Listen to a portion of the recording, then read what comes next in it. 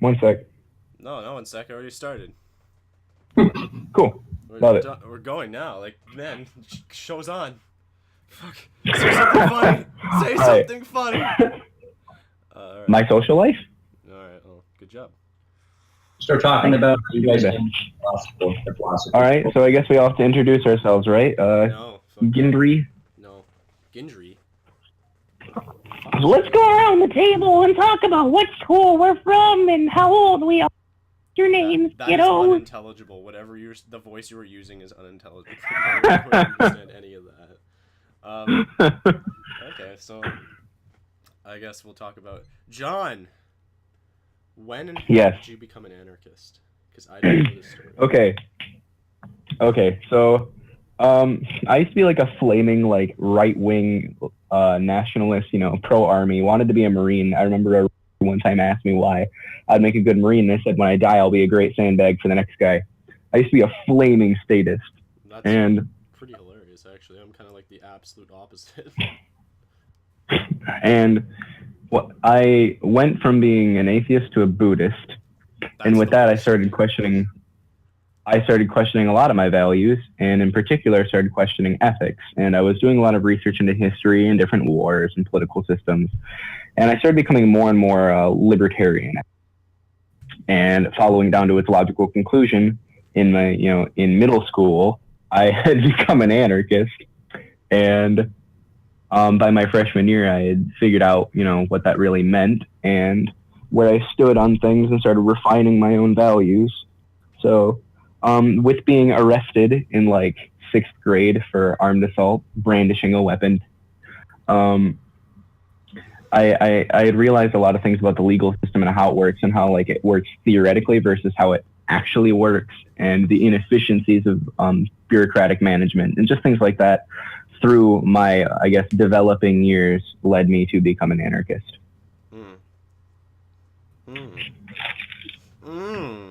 Quite. Well, shit. Yeah.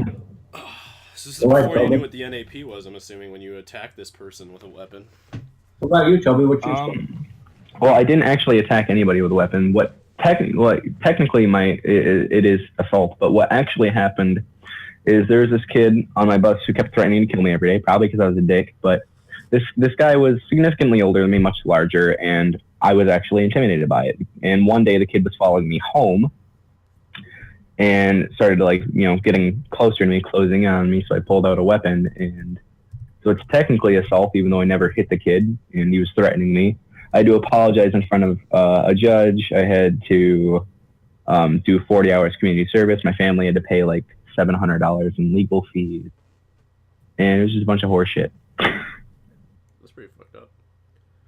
Yeah. There was no evidence against me. I didn't want to say anything, but my dad is like, be honest and confess and blah, blah, blah. And now my dad is like, you were right. I should have listened to you, even though you were only like 10. My grander wisdom. Hashtag fuck the police, am I right? Right. Hashtag. So, Come on, Toby, tell us your story. My story is much on the other side of the spectrum, in which I kind of grew up fairly ignorantly liberal. Not blatantly liberal, just liberal in the sense that I didn't really have a very defined political stance. You're just conformist, probably like most of us. No, I was anti-conformist, but that's kind of what contrarian, you mean? That's kind of what hijacked liberalism is now, is this idea of being True. Different, but really just kind of being different for the sake of being different. We're so different. Look at us. Yeah, we're very. We're all different together. And actually, and that same desire for uniqueness is actually kind of, to an extent, kind of what brought me to being pro-Trump, and being more conservative in my values, and more more minarchist, more anti-government. Trump conservative. Lol. I mean, before that, I was I was pro Green Party, pro all these things. Didn't really have any idea what the fuck I was doing. Get the fuck out of here with your watermelon bullshit. Oh, stop this! Wait, Don't talk about the watermelons. We're recording. Nobody talk about the watermelons. Wait, But wait. This is bringing up conversations in the past. Are you trying to convince me of the Green Party's validity? Are you telling me that was false and just you were nonsensical and ridiculous? Yeah, but even then, you didn't know what the fuck anything. So. No, I did. I was trying to argue about that. No. I did. All right. Let's hear Mike's story. What made? I wasn't even done my story. Yeah, but Mike is talking over you, so. Yeah, that's true. It makes him the victim. Not. He's asking a question. But so as like a backstory of this, I've been friends with Michael for I think it's been like 12 years now, or maybe 13, because I think we met when we were 10. I'm like 23 now. Yeah, to my great shame. I know, it's the most horrible thing. But in high school, bit of a libtard, you know, like just generic liberalism, like modern liberalism, what liberalism now, those ideas typically like kind of what were mine in high school. You know, like climate change, blah blah blah blah blah. I wasn't like an activist or anything, but it was something that I like ignorantly believed in.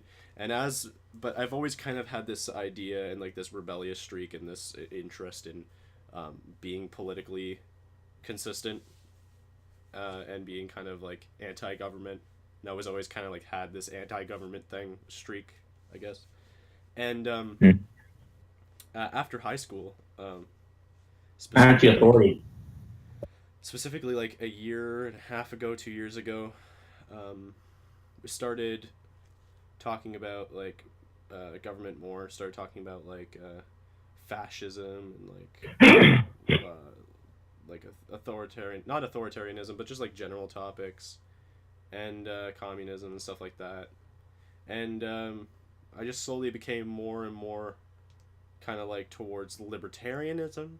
Then I realized libertarianism is fairly leftist in Can I chip in for a second? regards as well. Can I chip in for 1 minute? I guess, yeah, go for it. I think I've noticed over the years, as long as I've known you, that what you really had was just a very, I think at the time it was more like an irrational anti-authority streak. And now I have Like an irrational with now, but that hasn't really left you. You're still anti-authority, but now it's a more rational base. Yeah. Yeah, exactly. Right? That's all I want to say. Yeah, 100%. So I just kind of got into just anti-government ideas like NAP and stuff like that. I joined the ALM group at one point as like a Trump supporter. And when I say Trump supporter, I mean Trump supporter loosely, like Trump supporter in the sense that I'd much rather have a cold than die of the Black Plague, right? I think that's a good metaphor for like a Trump presidency. I'd rather die of the Black Plague because I want to die really badly. I think, basically like when it comes to like the Trump presidency, we're going on tangent now. I'm not talking about my past anymore. But when it comes to like the election, the 2016 election, it was for the most part, the whole concept, the underlying concept behind it was basically socialism versus capitalism, right? If you get down to brass tacks. No. I would have to disagree with you. As a layman perspective, I would say the ideas are socialism or capitalism for the most part. It's still government. At the end of the day, like government is still government. We should resist government, but you know what I'm saying. I suppose.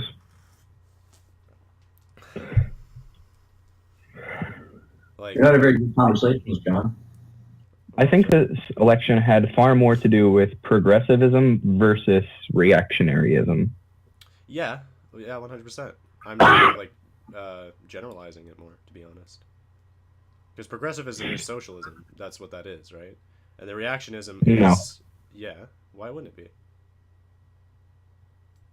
Progressivism and reactionaryism have with particular like economic ideas and more to do with you know, the way things change. Progressives want... When it comes to people who believe in socialism, they don't believe in it for the economic reasons. They don't. They Right. believe in it for moral reasons. They The whole believe in election it for the moral reasons.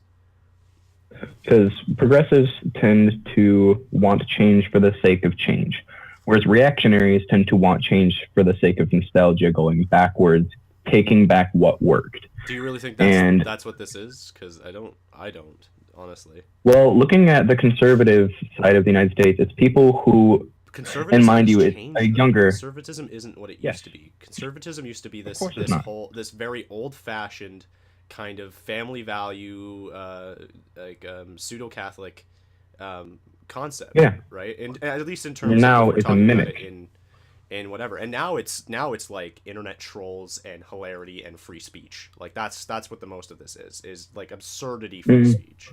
And we can talk about Big Stick Man and talk about how that's an act of violence and we shouldn't condone it. And I agree, but you know, and how people are there. It started out as there's there was jokes on both sides of that spectrum. Yeah. And Well, there was a lot more at the very least in the terms of the more left leaning side, and it really was just for the most part collectivism, and that collectivism that collectivism is coming over to conservatism now to a degree. That's it then?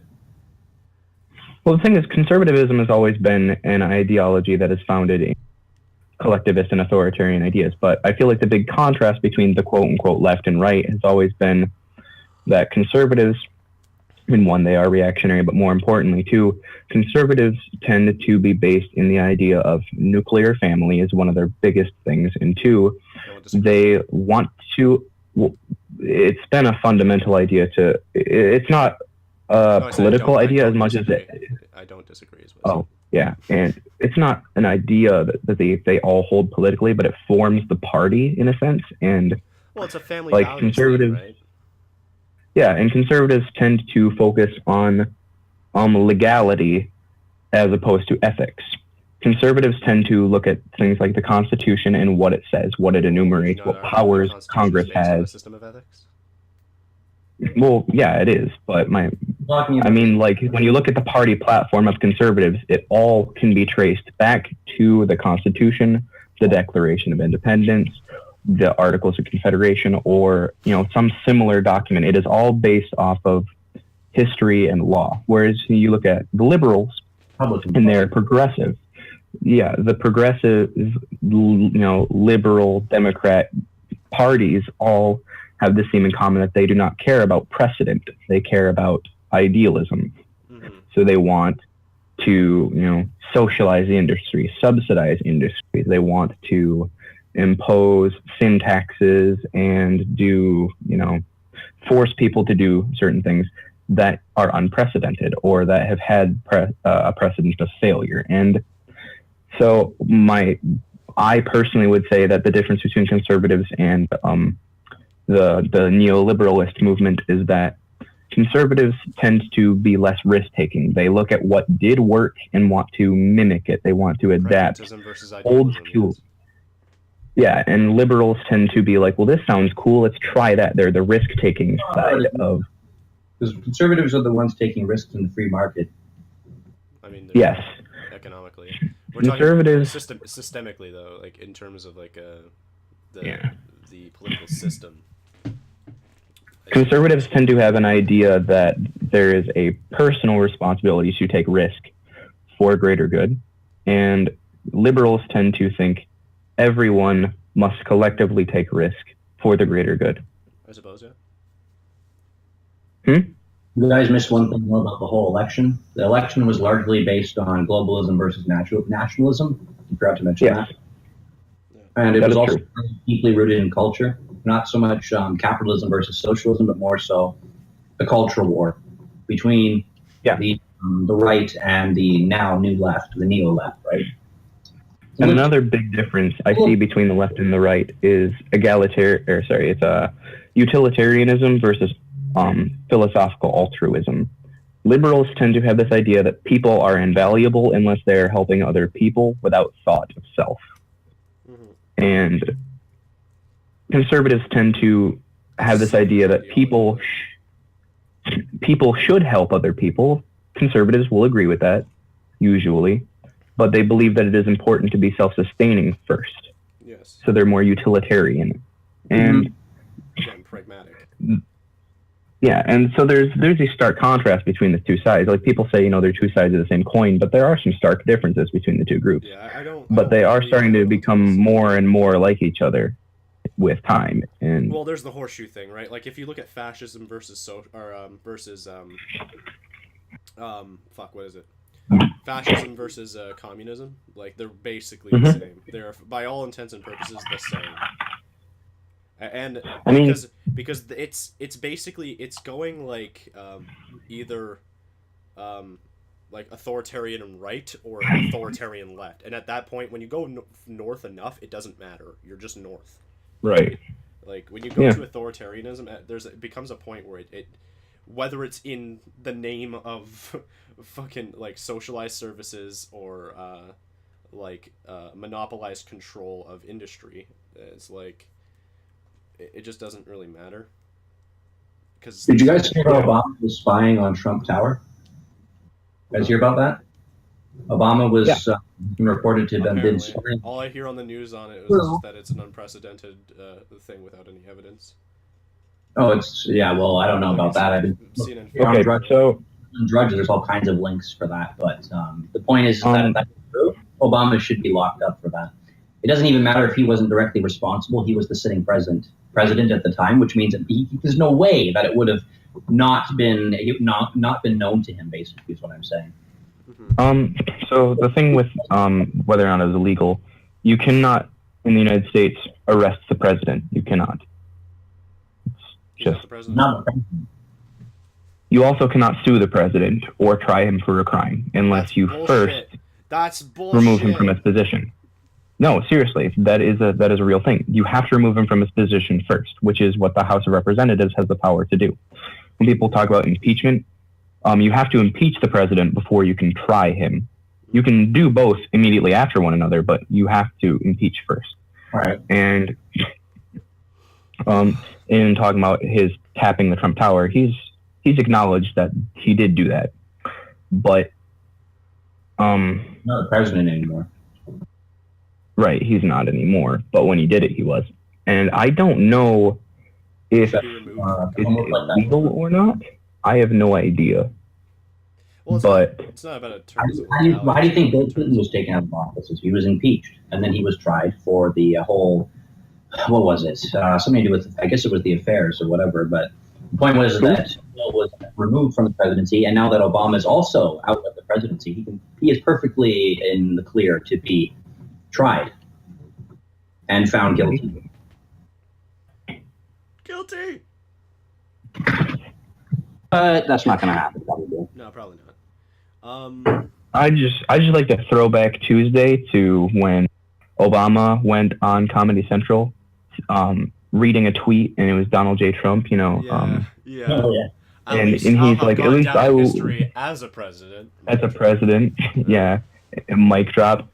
And now Donald Trump is the president. Say what you want about the whole Trump campaign thing, whether or not you're for or against him. I think the whole fucking thing was absolutely hilarious on Trump's side. Hilarious, yeah. Because like the trolling in the fuck, what's it called?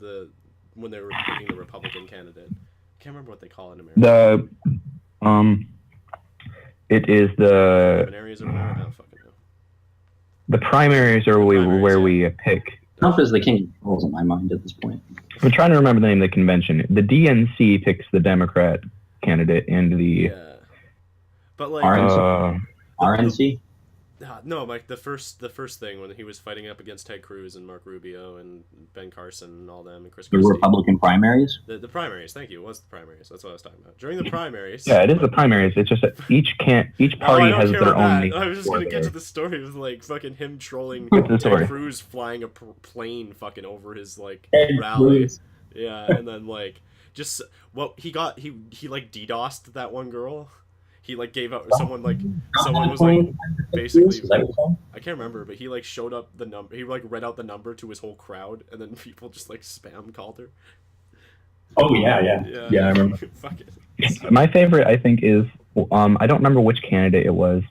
I want to say it was Cruz, but like they all have their websites, to represent their campaign. Somebody didn't renew their domain. Bush. That's it. It was Jebediah Bush. When he bought out the rights to JebBush.com, and then it went to Trump's website. Yeah.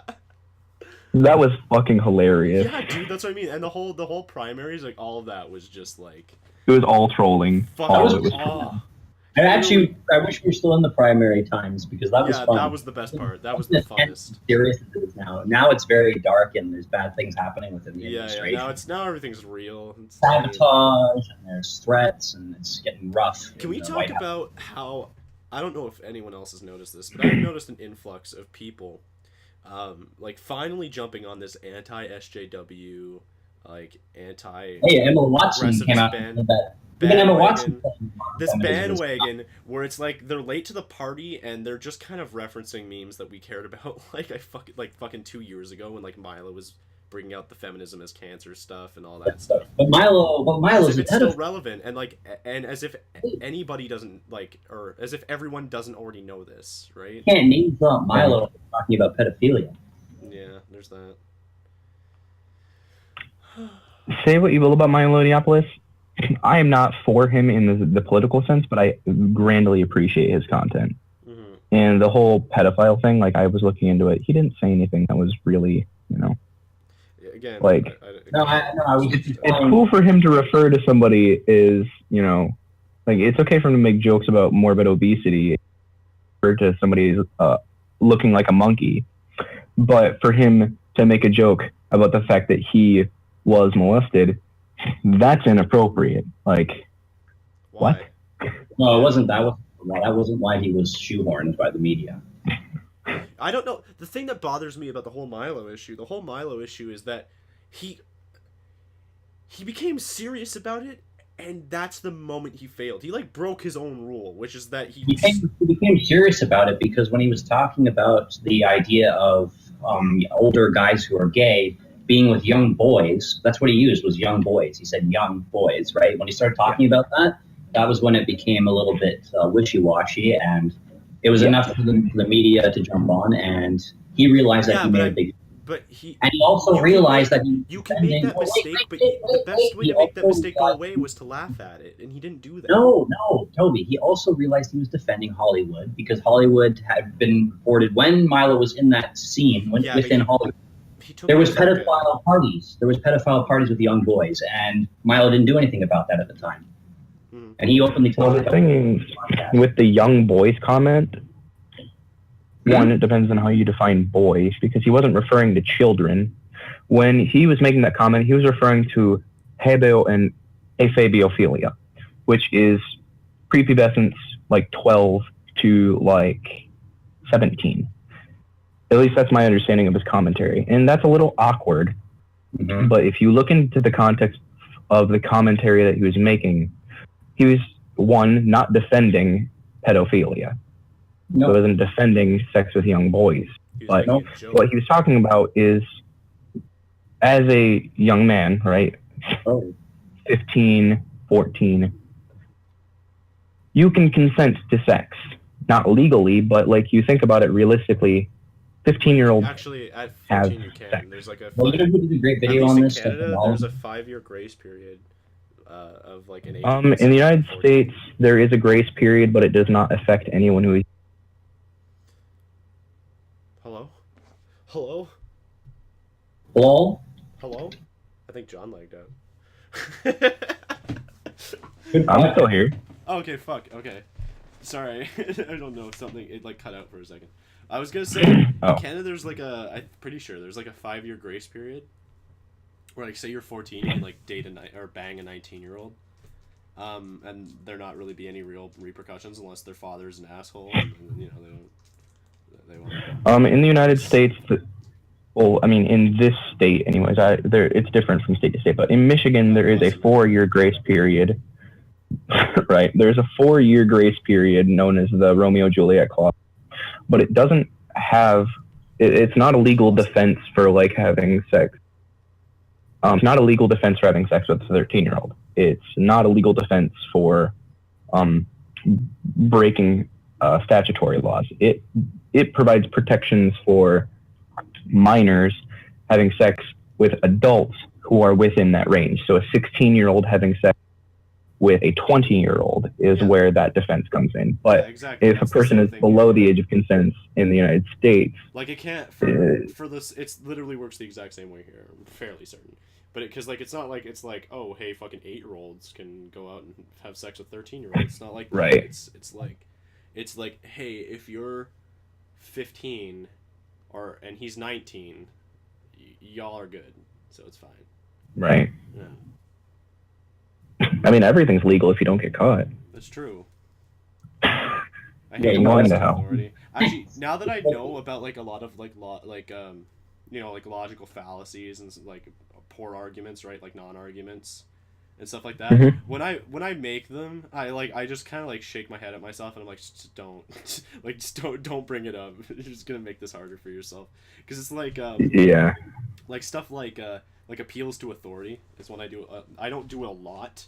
But, you know, if I say it's illegal, the first thing that comes in my head is, like, that's an appeal to authority. Like, Yep. it is not a real argument, yeah. There are certain circumstances where that is a legitimate argument. If we're talking about legality, then, of course, referencing legality is totally legitimate. If we're talking about the risk of the fact that you could go to prison for an action, then, yeah, absolutely, right? But, like, when people talk about ethics, legality isn't an argument. Yeah, exactly. If anyone wants to know more about the Milo thing, though, in detail, I direct you to Stephen Molyneux's channel and watch the video of Milo. Oh my god. We'll get facts that you Shameless need. plug. You'll get the facts that you need to make an educated decision on. Isn't he upset about that though? Like he's Milo. He's like kind of upset. What, on Milo? Yeah. No. No, he's just a little bit shocked that Milo didn't say anything about the Hollywood parties that were going on. He just let it go, kind of thing. That's. I don't think it's something that should be lingered on, to be honest. That's basically it. Like. Well, these people that are offenders got away with it. That kind of is a big deal. People are shoehorning him on this, right? And like, I think he shouldn't have given them that. Is basically what I'm getting at, right? Like, Milo's okay, style. Yeah, he said something a little fucked up, whatever. Fuck, like I don't fucking care, man. If I were in his shoes, I could have and probably would have said like far worse crap than that.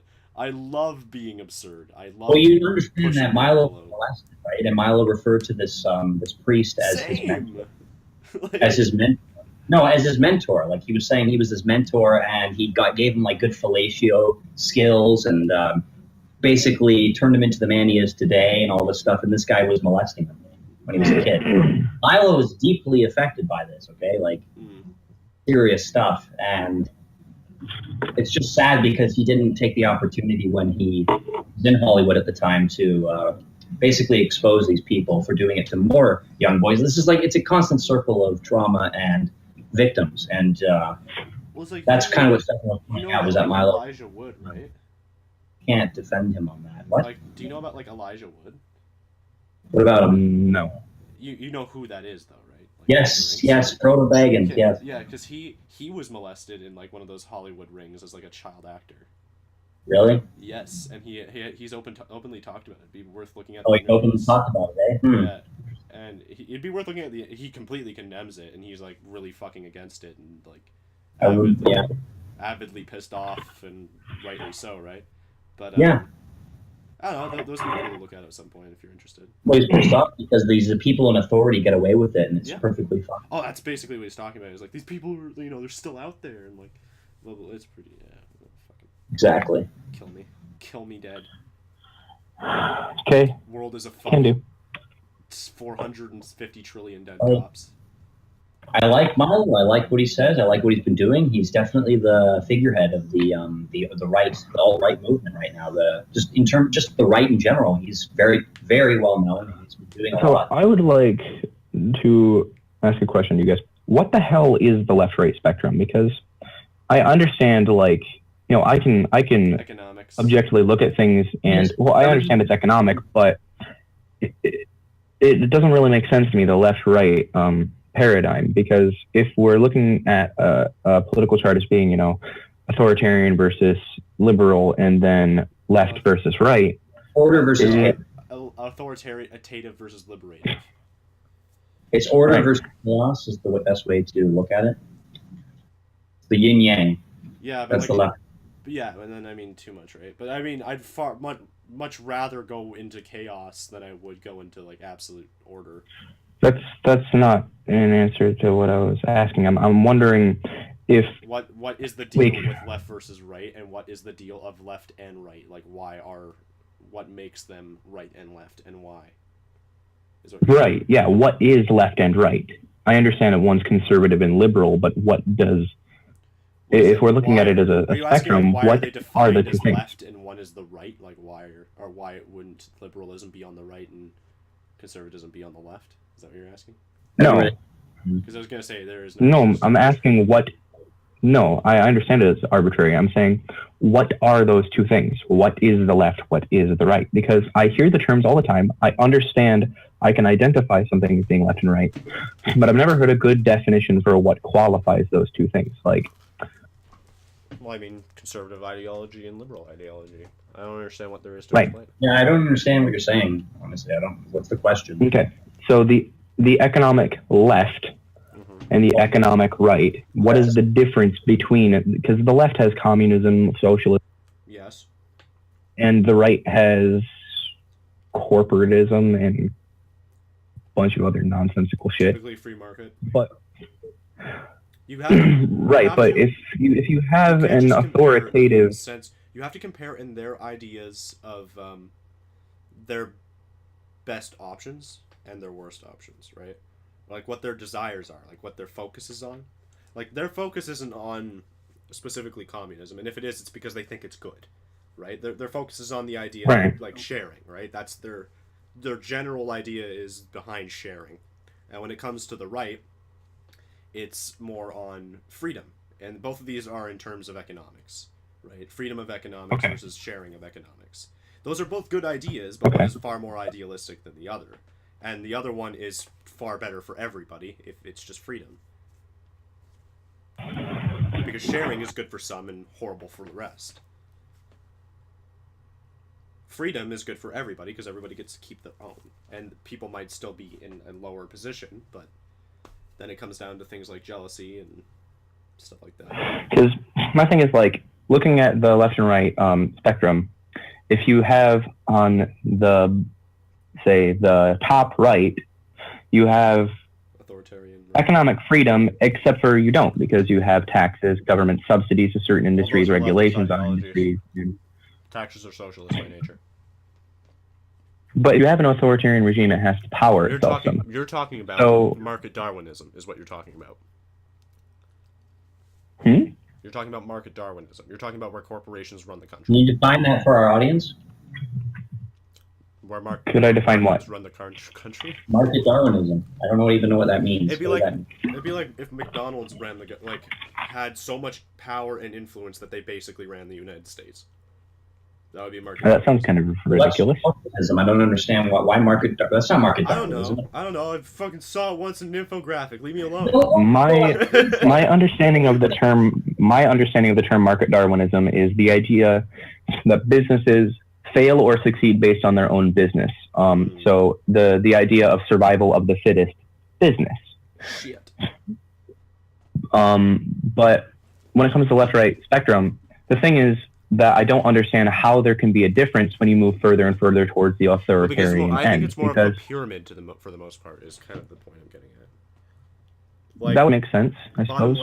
Bottom left and bottom right are different, right? Like liberative left and liberative right are different elements between both spectrums. But for the most part, they're basically all about, like, free love to an extent, or freedom of expression, right? For the most part, freedom for like everybody,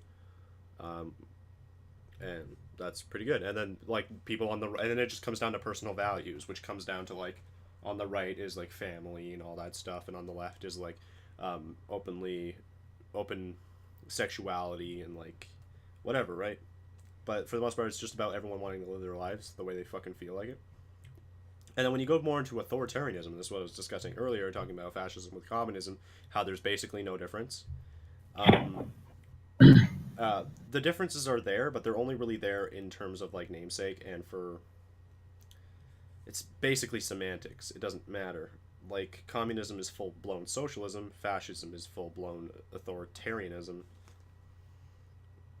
Or authoritarianism in the sense where there's still private... there's private companies, but they're the only ones that are going to succeed are the ones that are having the help of the government anyway. So that's basically why it's like there's no real difference at that point. Like there's a freedom of market in fascism, but with communism there isn't. But at the end of the day, it doesn't matter because like one is government run, the other one is government influenced. So it's like it doesn't really matter. The businesses need to curry favor with the sitting party or the sitting dictator when it comes to fascism anyway. So it's just basically they have their sovereignty, and in communism they don't. Like these businesses do not have their sovereignty. That's the difference, right? Which yes, that's why makes communism worse than fascism. Got wrecked. Yeah. Communism is worse than fascism. Yeah. Technically, yeah. I don't know if I would say that because communism has killed a lot of people, millions. That's what I mean. That's what I'm saying. Communism is technically worse than fascism. I would have to disagree with you because their differences are purely semantical. That's what I'm saying. If we're comparing an ideology versus things people have done. What I'm saying is if communism is 100% bad, fascism is 99.9% bad. I would disagree with you there. I would say they are both the same. The only difference, the literal only difference is technically like freedom of market. And that's except there is no freedom of market in a there fascist isn't system. Real freedom of market, but there is at least an illusion of freedom of market, which is like the pubic hair difference between communism and fascism that makes fascism technically better. They're both cancer. I'd rather have cancer than communism because at least one will let me die with a full stomach. That's true. And, some dignity. And not in a gulag. We always all die naked and afraid. You are my kill, Orochi. Just accept your fate. Michael, what did I say about talking about video games while we were in this chat? One thing. Holy shit. I said no things. It's supposed to be a casual conversation, guy. I need to make it casual. It is, but... Okay. Michael? Straight to the gulag with you. You said you weren't playing, Mike. Mike, how's this? If you just turn it off and hang out for a bit when we're done, I'll spend the rest of the night playing with you. Oh, that's rubbish. I will. No, I swear to God. There's nothing else going on tonight anyways. I can still comment. Everything is fine. Oh my God, you're such a piece of garbage. Holy crap. Says the statist to the statist. Said the statist to the statist. I'm not a statist. Oh, there it is. You are a statist. How am I a statist? Well, you're a libertarian. That's I'm not statism. a libertarian. I'm a minarchist. That's still statism. No. It's minimal statism. The only... It's not socialism. It's democratic socialism. It's not statism. It's minimalist statism. Either you're joking or you're trying to sell the idea of an oxymoron to us right now. That's being libertarianism. Definition. Clearly, there are differences. Minarchism is still a statist ideology, regardless of the idea of it being small. There's elements of the state. Let's put it this way: the only non-statist ideology is straight up just anarchy. Other than that, there is no non-statist ideology. So making the claim that is true. You are absolutely correct. Therefore, bad is you need to define the word. Retarded. You need to be as eloquent as possible. Fucking retarded. Okay, you both are talking. I can't. I know, Mike's yelling. No, it's just because okay, what were you asking? I'll come out louder than everyone else, and that makes me happy. So I'm okay with that. I guess I'm coming in quiet. Maybe. No, not quiet. Just kind of. No, Mike, what were you asking? You said you wanted me to define statism. Yeah, you need to define statism if you want to sell that. Statism is the advocation or support thereof of a state, of a government being. So, for that reason, libertarians, even though they advocate a small or limited state, minarchists. You think the definition, or was that just your own definition? I wouldn't know the word-for-word definition of statism, but we're having a casual conversation, Michael. He doesn't have to recite fucking. No, I'm not asking him. I just finished saying I don't want him to recite anything. Yeah, the definition of a state. Of statism is the advocation of state or belief in thereof. So, because I was under the impression that statism specifically was in grand support and love of the state. Yeah, love of the state, and you support the state controlling. It's not limited to that. See, because my hatred of the state is different from your hatred of the state. Your hatred of the state is, hey, let's kill the state. My hatred of the state is, hey, let's put the state in a cage and lock it up like real tight and put that shit on a hard leash. And then force it to bark at people we don't like. That's basically my idea. Despite all my rage, I'm still just a state in a cage. Oh, God.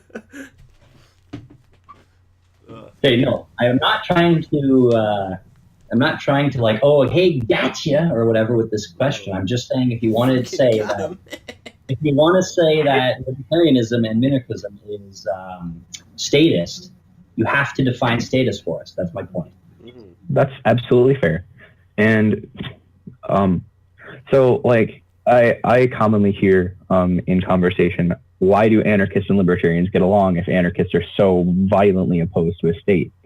And the thing is, the difference, I think, between, like, libertarian minarchists and anarchists is we all have the same ideas and evidence in front of us, and we take it to a different conclusion. Yes. Libertarians look at the failures of the state and bureaucracy.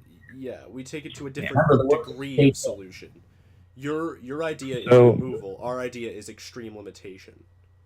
Yeah, so kind of like with nihilism, where there's we're all from the same perspective on this. That's what brings us together. By definition, by the way, because statist is in support of the state. Therefore, being in support of the state is to increase the state. That's what a statist would do. To minimize it it goes against that philosophy. Not necessarily. Yeah. You are still advocating a state. If you were increasing, if you were going from, I get why you're saying like minarchism and libertarianism are statist ideologies, because you're coming at it from the perspective that any state is bad, or rather that any state is in support of the state, right? Because that state is going to exist, right? It's like being in support of candy. It's like whether you have one candy or one Bigfoot fucking Jolly Rancher. It's not a candy, but if you have, I'm trying to ignore my personal opinions when it comes to defining the term, because I'm just looking at the root and suffix. Ism refers to the fundamental idea or belief in a thing, and state, right, refers to a government. So a statist is a person who advocates a government in a thing. Support and belief. So even if you support a different government or a smaller government, a huge government, a left-leaning or right-leaning government, you still from the government. Not because you want a different one. No, it's not about different, it's about less. But you still support the thing existing. You still want it to exist. Yeah, you just want it to be different. You want it to be... We're talking about removal. We're not talking about, like... I do not support the state ever getting bigger. I support the state inevitably always being pushed towards the idea of anarchy. Inevitably, right? That's my idea. That's my idealist philosophy on government. Is I forever want people constantly beating government into a state of anarchy, but never quite reaching it. And there is a pragmatic reason for that. And that is? That pragmatic reason is that a country or land or people without a government, without any form of ruler, will at some point either seek it out for themselves or be invaded by another one. So your argument against anarchism is that you fear... that people want rulers and people are stupid. If that weren't the case, John, then what the hell is happening right now? I never claimed that people aren't stupid. That's what I mean. You know people are stupid. You know people are fallible. You have to take that into account.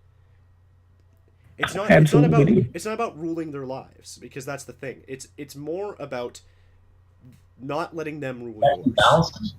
What are you trying to say? It's not about... because in terms of ideological consistency, anarchy is probably the best. For the most part, but there are failing points because of pragmatism, because of having to be pragmatic about the situation, which is in that... I think you are being nihilistic in that respect. I am. Well, duh. I mean, we're both nihilists. I don't believe in optimism. I do not believe in optimism. I'm a pessimist. Neither do I. I'm a pessimist. I do not believe nihilism and pessimism aren't the same. No, that's what I'm saying. I'm a pessimist. And I feel the big difference there, and the big difference between libertarians and anarchists is that anarchists tend to be nihilists that don't take nihilism to the self-defeating purpose, whereas libertarians will go all the way and say we need a small state because otherwise, it's that super far-reaching nihilism, whereas anarchists will take nihilism as a philosophical tenet and not take it as a... You're talking about a soft nihilism, which is no longer nihilism, because nihilism is not soft. The idea behind nihilism is that everything is baseless and pointless. And because you think that everything is baseless and pointless, what you're effectively saying is that you shouldn't have any of these ideas, because they don't matter. You wouldn't be an anarchist or a libertarian. You would be not giving a fuck and living your life and being like, I don't fucking care. I'm going to die anyways. This is all pointless. That's not necessarily true. Nihilism is when you're talking about when you're talking about like metaphysical nihilism specifically. I'm just referring to nihilism in general. Well, nihilism in general is typically metaphysical nihilism. I'm referring to the philosophical end of nihilism. Yeah. Well, there's like methodological nihilism, I suppose, if you want to give a term to that, but that's still just kind of pessimism. It's not the same as pessimism. Pessimism refers to the idea that everything will go wrong, and optimism is everything will go well. It's looking up versus looking down. And nihilism is going, who the fuck cares? It doesn't matter anyway. Yeah, then why do you care about it then if you were a nihilist? Well, I'm using nihilism as a comparison. I'm not trying to say... I'm trying to just basically semantic the fuck out of you and being an asshole, but... I'm grinning like an straw man. You're straw manning. Well, I wouldn't use nihilism if your determined outlook, because nihilism is self-defeating.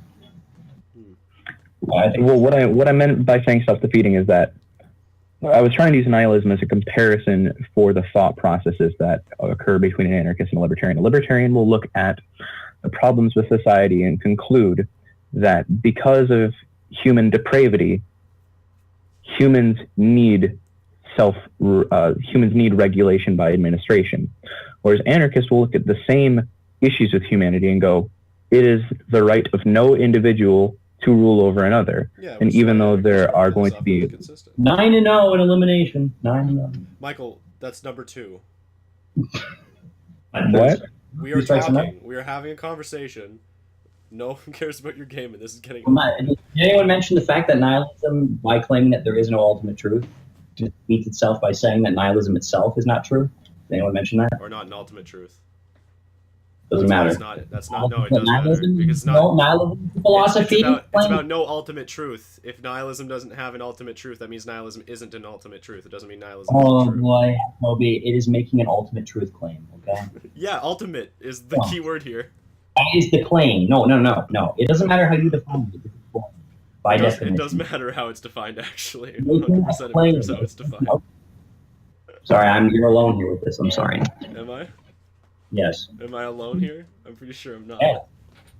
I can cite evidence, can you? As a nihilist, I'd have to suggest that we're all alone here, technically. All right, I'm just going to drink my water. Do it. Drink your water. Get fucked. I'm so silly today. I don't know, man. Frig. No, I just... I like anarchism as a philosophy. It's one I like a lot. It's something I would hold dear as like kind of a personal philosophy, but not a political one, because as a political statement, I don't think it works pragmatically. No, it just doesn't take human nature. Also, if we're going to... And that's where I'd have to disagree with you. We were talking about idealism earlier, and how... would you say that you're on the spectrum of being idealist? I think anarchists are more centrist than most other groups in that respect. Well, no. There's anarchists here. We're talking about pragmatism versus idealism. Right. And I do believe that there is an extent to where anarchists would be in the middle of that, because anarchists don't tend to be really idealistic, but we're also not strictly pragmatic. We're not, we do have some idealistic tendencies, but we don't, That's what I'm saying. There's idealistic I'm not talking as a whole. I'm talking kind of just like there are idealistic tendencies and there are pragmatic tendencies. How do you feel about immigration and border patrols in anarchism? Well, as an anarchist, you'd be open borders. That's kind of the point. Yeah, as an anarchist, there are no borders to discuss. Here's the problem, though. As an anarchist commune, your borders would end up being defined by the surrounding areas' defined borders. I'm sorry, could you repeat that? I'm not quite sure what you meant. Let's say you have an anarchist commune and it just takes up the fucking state of Iowa, right? Or what was at one point the state of Iowa, but everyone there is like, all right, we're fucking communists now, in this weird fucking idealistic fucking hypothetical I'm making. But what ends up happening is, even if that anarchist commune was to expand into other states, unless the anarchist commune ends up taking over the entire world in sense of inhabitants, its borders are defined by the outsider's borders. Does that make sense? Yes, other people will still believe in borders, but in looking at... And here's the other thing. If you end up crossing those borders, you're still likely to get shot. It's probably gonna happen. Yes. We're not ignoring fact here, but when we're talking about borders... I'm saying borderless, it's kind of an idealistic sentiment. I think you are thinking too hard about anarchism as being people being states, and that is not the idea at all. Anarchism is not about a bunch of people being our own state where there's no laws. It's not how that works. Yeah. So there is an extremely pragmatic end to anarchism. I mean, a lot of anarchists, I guess you could say, are wolves in sheep clothing working and paying taxes to the government. Here's the important question. What's the end goal of an anarchist? How do you take priority on that? The end goal of an anarchist is to be independent financially and in decision making. And how would you get to that? Well, if the government is in the way? You find ways to resist the government. Right. And, for example... destabilize and destroy the government, right? That would be like the that is logical extreme. That is the meta goal of anarchism, is to disband or choke out all government. That's kind of and the individualist end. My point is at that the individualist if you choke end, out it all is governments, you have to look at everything in terms of ideologies to their logical extremes. You have to see them at their logical extremes. Right. That's why we fear authoritarianism, right? Because we look at socialism and we see it at its logical extreme, which is communism. We're not seeing it as early stage socialism and that it's going to be good. We're looking at the late future. We're looking at the point where they take away everybody's rights to steal everybody's guns and force everybody into gulags, right? Like, to work fucking, like, 14 hours a day every day and shit like that. We're looking at the world when they have no bread on the table left. Like, so when you can't put any ideology to some kind of higher regard where it's not being forced to its logical extreme, you have to constantly look at every ideology at its logical extreme, whether it's statist. Right, and the logical extreme to anarchism is no government in the entire world. Yes, exactly. And the logical extreme of that is that it becomes void of any government. And it's not. This isn't a claim about like, oh, there's going to be disorder. No, I think even an anarchist society would work for the most part. I think a lot of people, especially under the influence of capitalism, I think a lot of people just want to live their fucking lives. Like, but then there comes ideas behind people who don't share those beliefs, right? And then those people are going to want to conquer, and they're going to want to define their own land. Yeah, that is. And that's I don't disagree with that. That's the point I'm making, is that anarchy fails because it cannot really defend against that. Now, if I may rebut that claim, because that's ridiculous. Why? There's going to be a coalition of anarchists to take up arms against the crusading Roman Catholics that invade North America. If I may speak. What? Your Highness. Yeah. If it pleases the crown. Yeah. If it would please the crown, shut the fuck up and let me. All right. Let me rebuke your claim. So, the thing is, one, in order for an anarchist society, people must be well educated, and that, that's true of most societies except for left-leaning societies. With anarchism, people need to understand their own incentives and their own needs. It is in my best interest as, say, I live in a ghetto, right?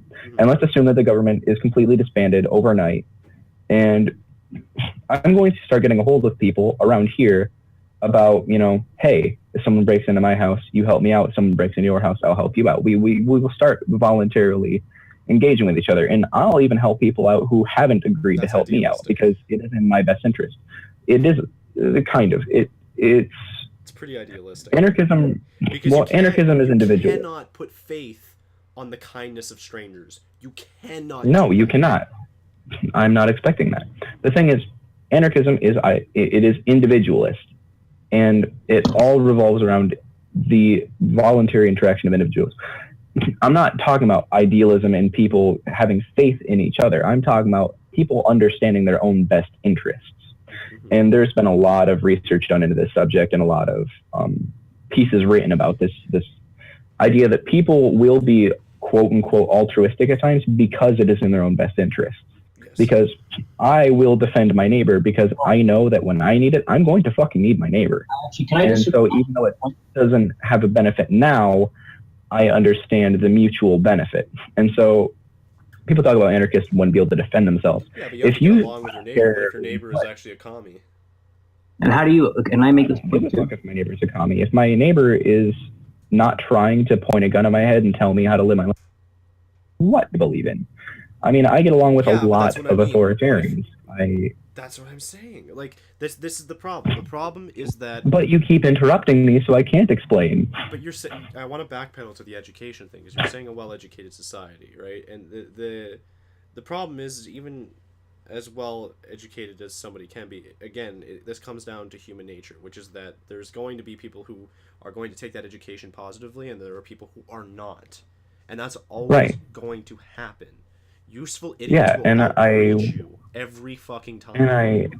And I would explain myself, but you keep not letting me. Keep going. No, I just wanted to backpedal to it because I want to talk about the arguments as they come along, because otherwise I'll forget because I'm stupid. Yeah, well, I suppose. And so I'm not always going to agree with my neighbors, and there's always going to be people who have their best interests against mine. One of the fundamental ideas behind anarchism is that it is an individualist ideology, even when it functions collectively.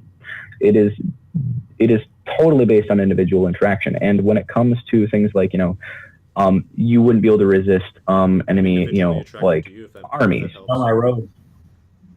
The thing is, I don't care what you personally believe in is, like, if you see a bunch of tanks rolling over the horizon and you have guns, your neighbors have guns, it is in your best interest to resist because you know what's coming. And as to whether or not you like your neighbors, there's a clear... that is totally fair. There is... And also that Roman Catholic, insurgency that's coming over the horizon... I'm making it Roman Catholic for the sake of just being an asshole, by the way. Okay. What about my role? Mind if I interject and be an asshole? But no matter what ideology you subscribe to or governmental idea, there's always going to be a bigger fish that can fry you. It doesn't matter if you're talking about communism or Nazism or libertarianism. There's always going to be the possibility of a bigger army taking you on. But any ideology, especially anarchism, can really have really an army as much as just... Wait, what about my role? Bullshit. It has a rebellion. It's not an army. It's not organized. It's a bullshit and for bullshit is the word. It's a rebellion. That's what it is. Militia. Give one good reason that an anarchist society would not have its own defenses. Give one valid reason that just for some reason would never occur. It's not federal. That's kind of the point. Federal is only true. I guess it would be a militia. That's kind of semantical.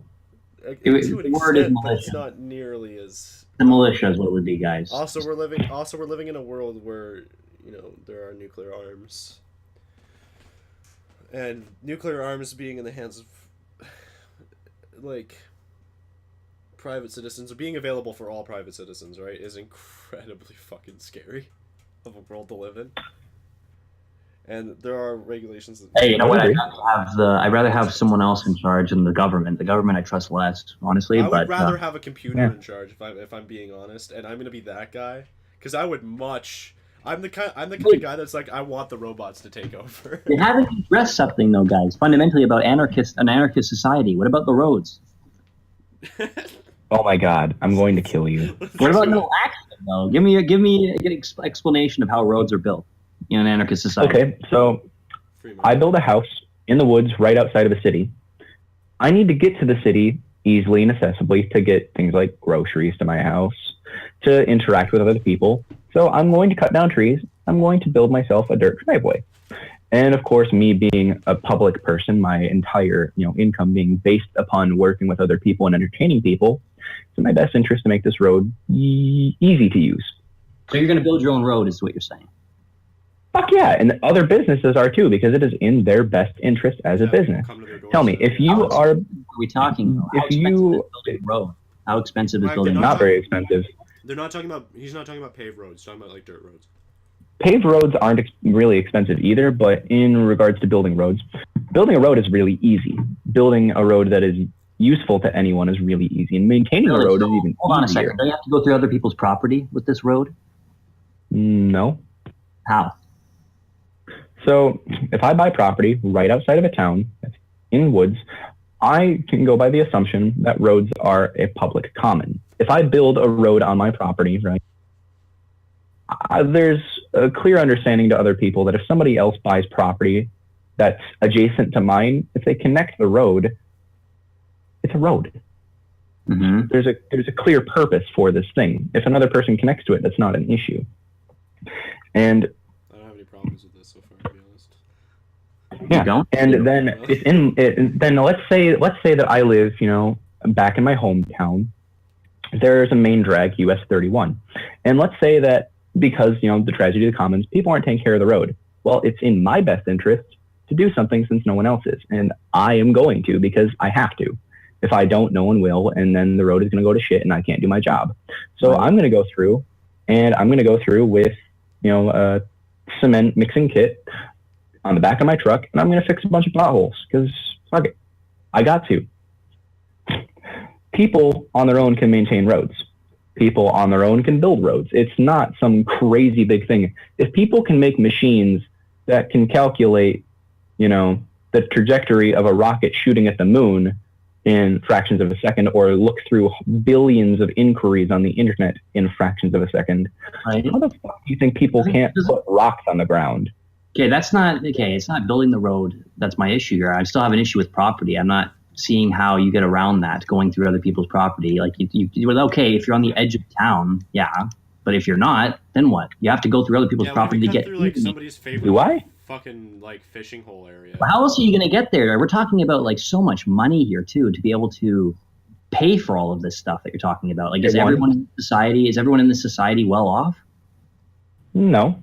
I'm a poor person. Well, but I'm not making the assumption that people have wealth. From charging? All right, let's say I build my own road. What stops me from charging people to use my road if they have to? And it's the only real accessible road to the city from my place. And there's neighbors around me. They can't get there otherwise. Right. What do I do then? I would have two arguments against that. One, toll roads will happen. Duh, they already do exist, and private institutions will create toll roads. And there's going to be a very clear incentive for other people to work against you.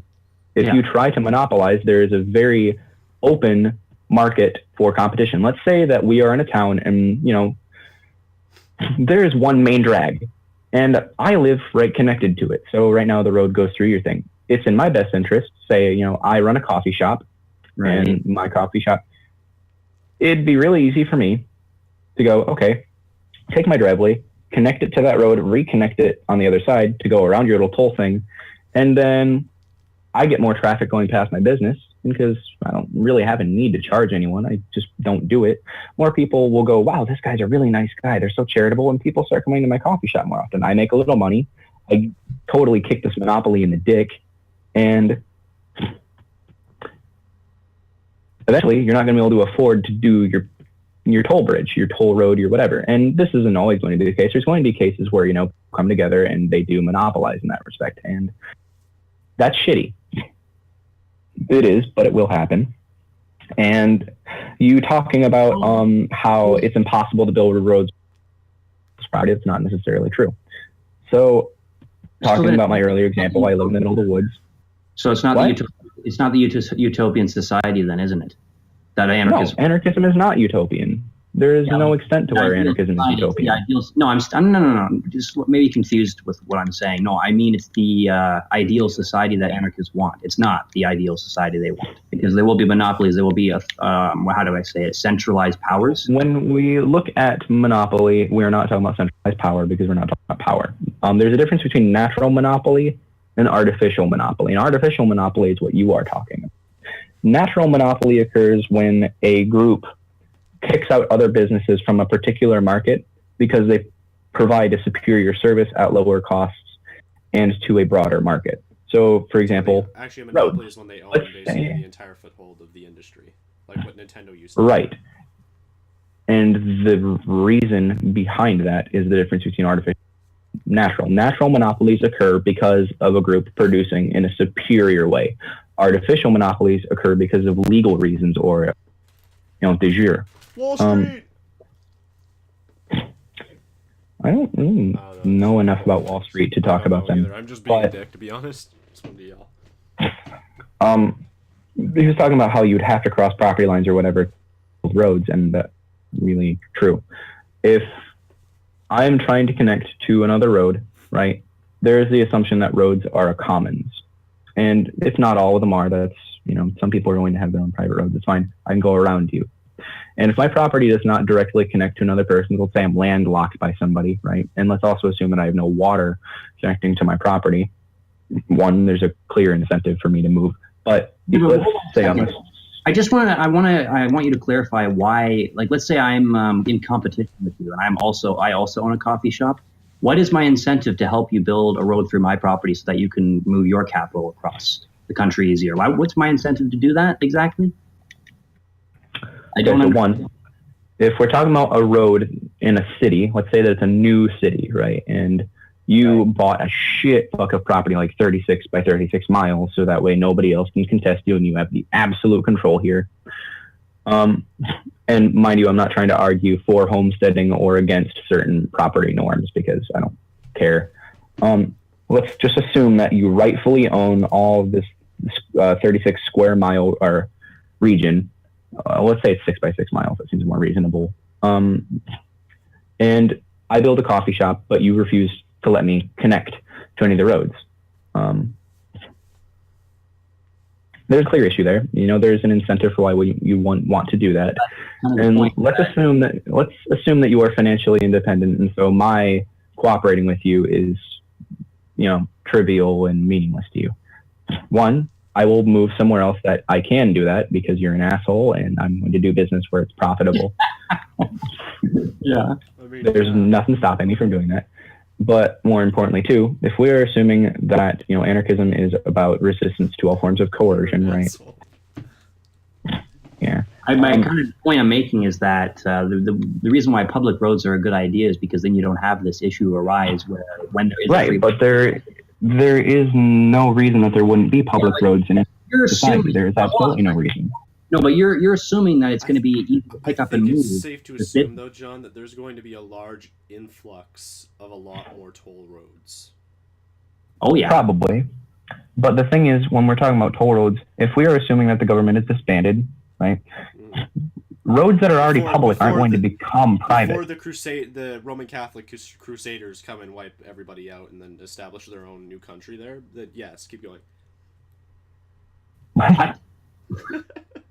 Lost me at Crusaders. I don't know what the fuck you're talking about. I was referencing my hypothetical from earlier. Fuck's sakes. I remember. The thing is, roads that are already public wouldn't become private. That's because, if we... But who's going to maintain them? Someone has to. I already went over that. God damn it. That by definition makes it private, John. That's my point. No, it does not. How? If I go, and I do this a lot, I very commonly visit parks with a trash bag and pick up trash. Why? Well, one, because it makes me feel good, and two, because I like parks to be clean. I like to go to the park and I like to be pretty. It's not mine. I don't own the park. I don't even know who does. But I do this a lot, where I go to parks, I pick shit up because it's just a good thing to do. So who owns the property then? Who owns these road properties? Why would you go clean a park for free when you can has to own them? Private residents and clean it for money? Someone has to own them. I thought there's no private. Both of you are talking at the same time, and I can't. You are correct. We are. Yeah. Sorry. Well, there's Okay. public property in there. I heard most of what Gindray said. So if Michael, you can go first. I can say what I was asking. Mm-hmm. Yeah. What was I asking? Four Honors got me distracted. Just kidding. No, I was saying. Wait, so there is public property in an anarchist society? That's what you're saying? So if nobody owns these road sections, right? Then who does? So I guess it would be public in the sense that it is commons. Yeah, like, for example, White Lake is commons. Nobody owns it. You own access to it, but you don't own the thing. Or like the air. Nobody owns the air. I can breathe the air, and I don't care that you also have access to it. Right? Not Canada either one of ours. Air tax next. God. I think there's a movie about that. I think a Dr. Seuss film. There might be, but also, I mean, we could probably move to a different topic right now if you feel like it. But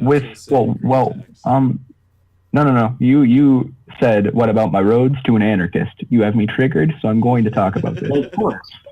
I did that on purpose. There's a reason why it's a meme, right? It's a meme because it is an actual issue that needs to be addressed by anarchists. How do you address it? Anarchists very, very frequently readdress this problem, and it's become a joke in the anarchist society because that's why we know that. That's why Mike brought it up.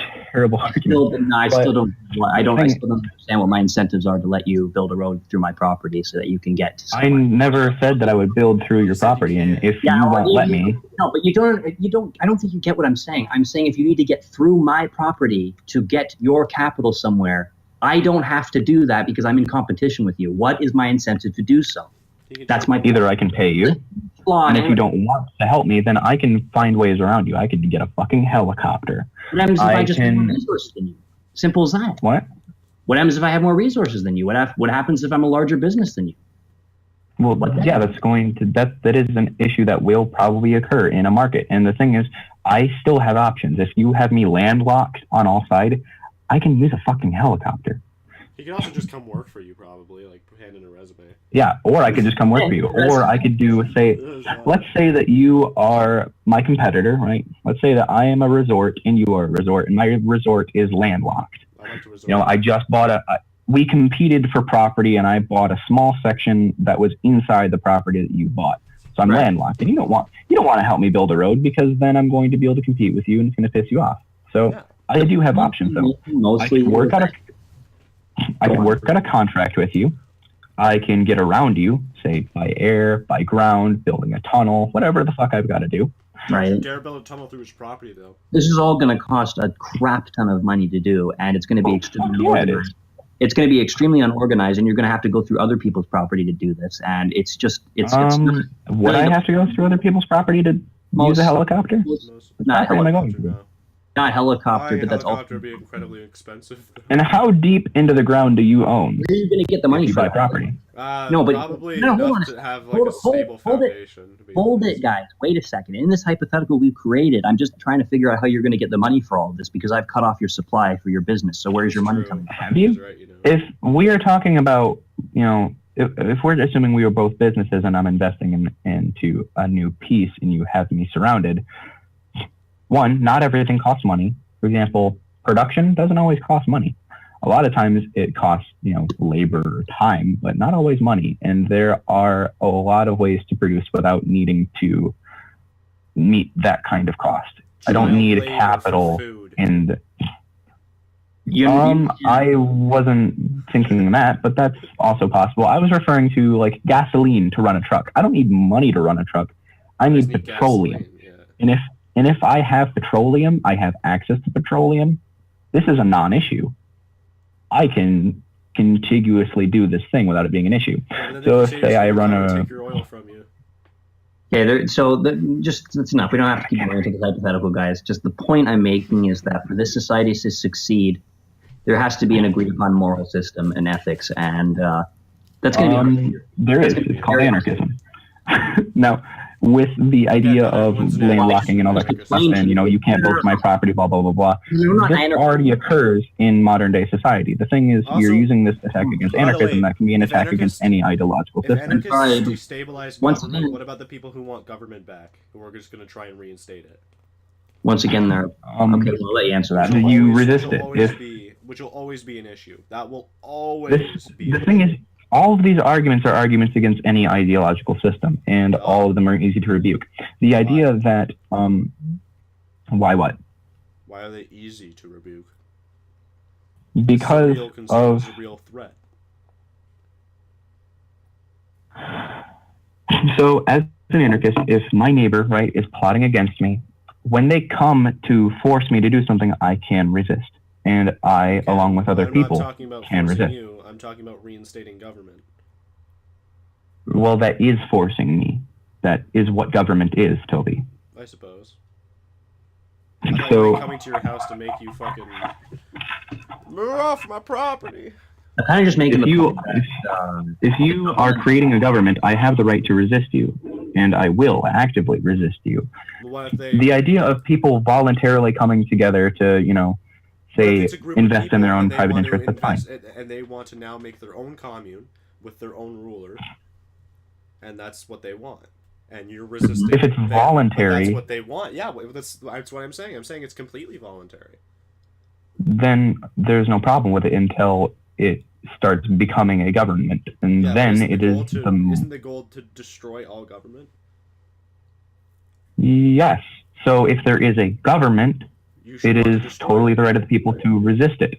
If it isn't a government, by definition, there is no reason to resist it. If it is a voluntary commune, there is no reason to resist it. That is not necessarily true unless you mean in the literal sense of the word. If you are talking about a leader, then no. Then it is a government and it should be resisted, yes. But the thing is, you are... What if this group of 300... Toby, you are conflating terms intentionally. It is not a ruler if it is voluntary. It is a leader, and that is not the same at all. That is conflating terms. A ruler rules forcefully. That is defining of what a ruler is. A leader leads. It is a voluntary role. People choose to do the thing. So if they have a leader, that is fine. Who gives a fuck? If they have a ruler, then it's a government, and they should be resisted. Duh. Mm-hmm. That is correct, yeah. I suppose. But that's still not my issue at all. It's still just the idea of the jungle mentality that is innate in human nature.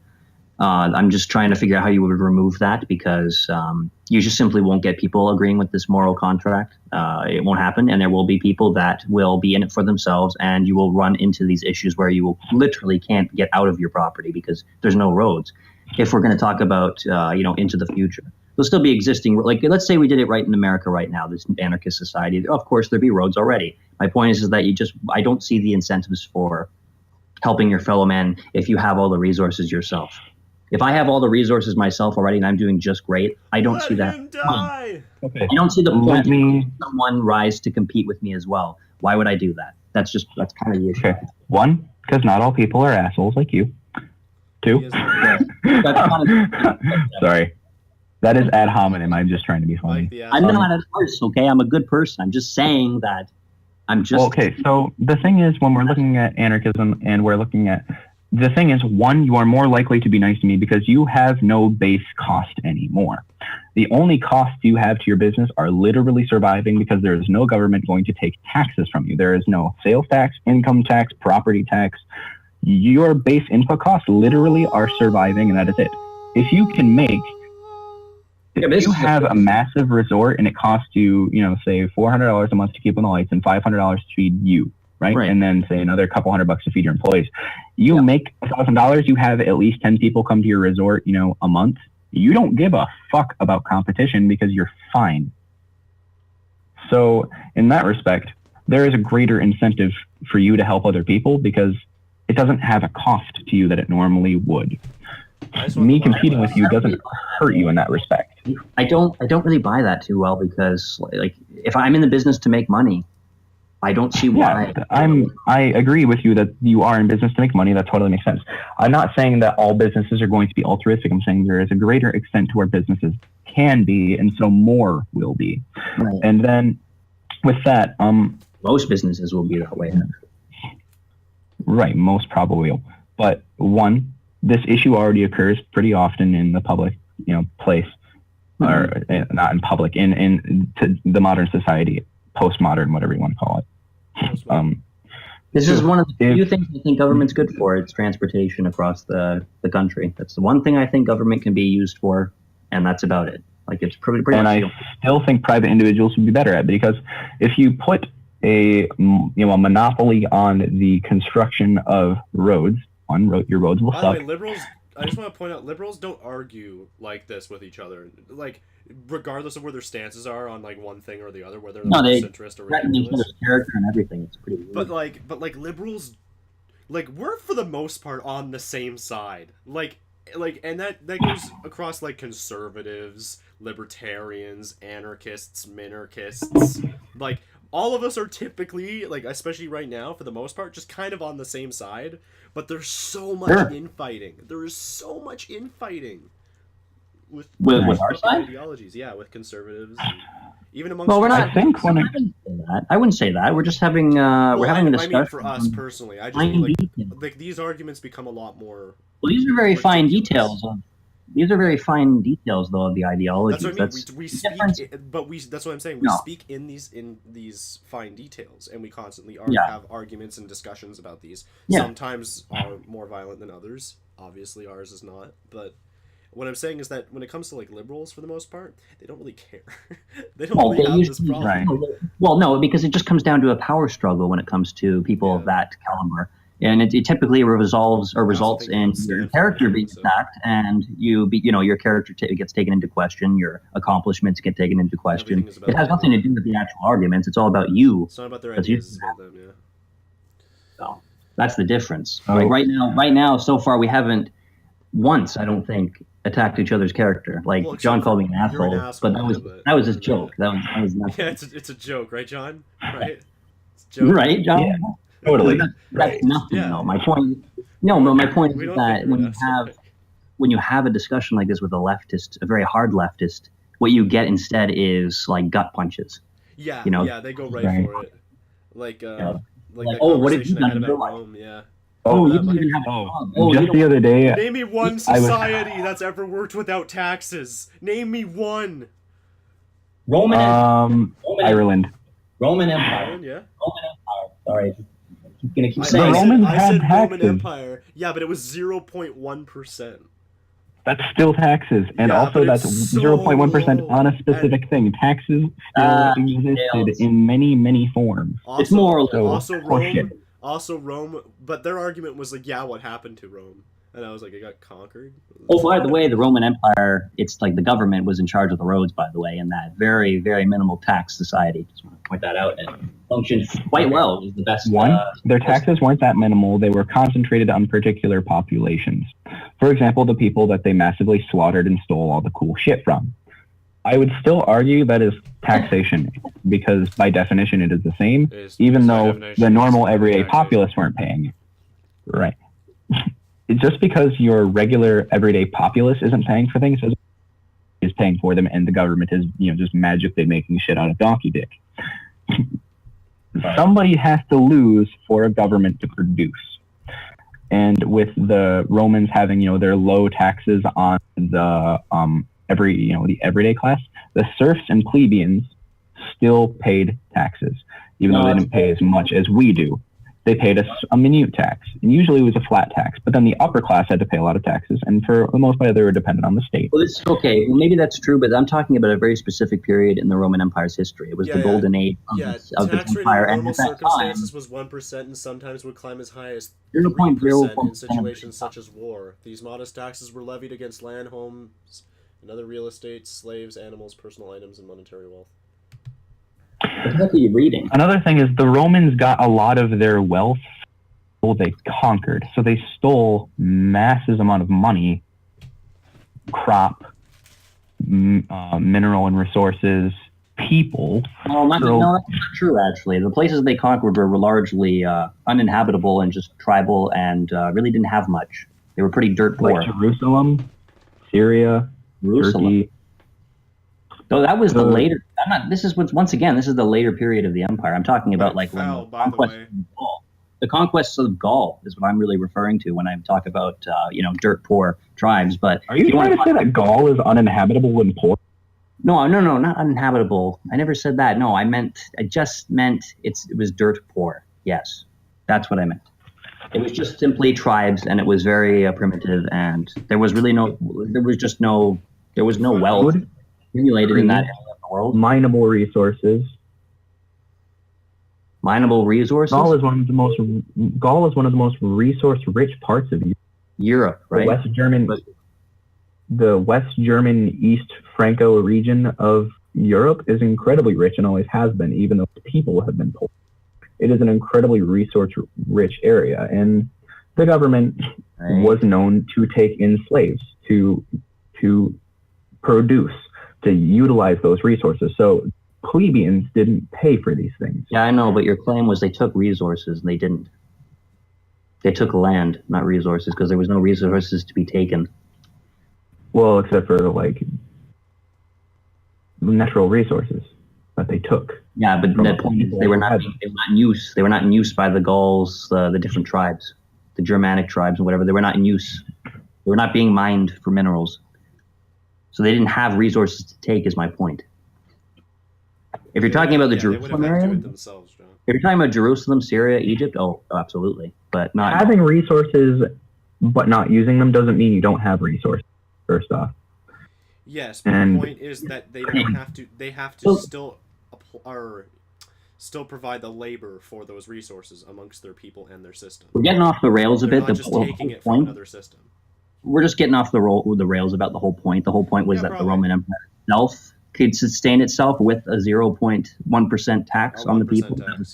It was really close to the basically the ideal society that an anarchist would want. No. In terms of tax. I would have to strongly disagree. 1% tax is 1% more than you rightfully can take from a person. 1%, a 1% difference in your bodily temperature is enough to make you really like near deathly sick. That is a false We're talking about 0.0. False equivalency. Sorry, it was 0.01% of your total income.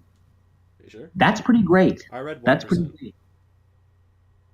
It was honestly, probably closer to 1%. Either way, that's still more than you rightfully can take. Yeah, I know, but you don't. At that point, it you sure just beats the bucket of 31%. You just don't care at that point, though. Is kind of the point. It doesn't matter about being ideologically consistent here.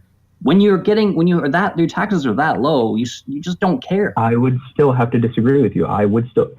We're assuming we're talking about poor people. All right, so you're a purist in this. Fine, I'm pragmatic. 30 cents in incredibly, let's say you make $7.50 a day. 1 cent per dollar is still incredibly significant. A penny in a person who makes that much. For them, not for.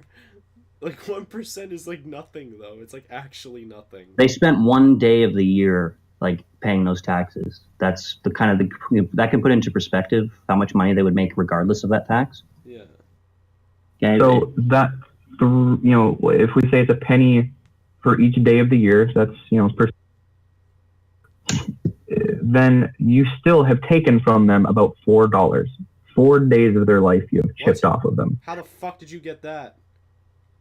You said a cent from their 365. And we say that specifically 365. Yeah. My brain's so it's close to $4, and that's a small amount, but you've still taken $4 of wealth from a person who only makes $7.50 a day. At that point, though, they would have $400. That's the point. They would have $396 if they were paying $4 in taxes. They'd have $396 in comparison. That's just absolutely insane that a society actually got that low in taxes at one point in time. That's absurd. I don't know if I believe those numbers, but if we're assuming they're true, it is remarkable. 1%. You can look it up. Still immoral. And at times of war, 3%. Taking a percent of somebody's wealth is still taking a percentage of a person's wealth. Ideologically consistent. I'm not talking about I'm talking about pragmatism. If you take a portion of what a person has, you are still taking a portion of what a person has. Yeah, and if we're talking about, if we look at homeostasis, if you knock pH off tiny amounts False in equivalency. organisms. No, it is not, because you're talking about a person's income, and a person's income is what they use to sustain themselves. We're talking about economic homeostasis. You're talking about a person's income and comparing it to a person's body temperature. Yes, because both It's not the same thing. are. If you're talking about income as being how a person one is about sustains sustainability, themselves, the other one is actually about survival, like actually about like biological like levels, like. Yeah, we're comparing survival to survival. What a strange notion. No, it's still false equivalency. They don't work the same way. You can do without 1% of your income. You cannot do without 1% of. And you want to know how I know that? Because I live in Canada and I do without 30% of my income. Okay, So... 1, you are not those people. No, I'm not.